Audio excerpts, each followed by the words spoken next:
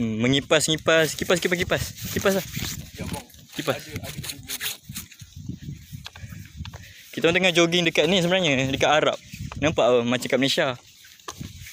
Kat Arab sebenarnya. Yes. Kat padang pasir.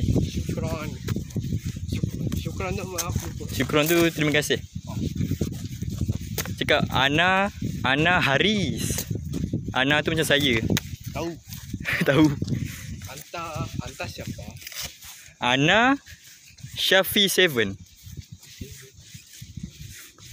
Who is your who is your Anta names? Who is your Anta? Ustaz Haris. Kipas DIY. Aduh, pening.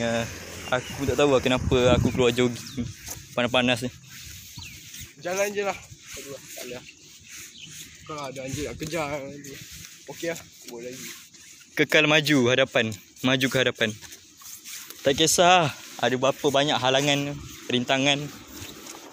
Dalam kehidupan mesti ada halangan.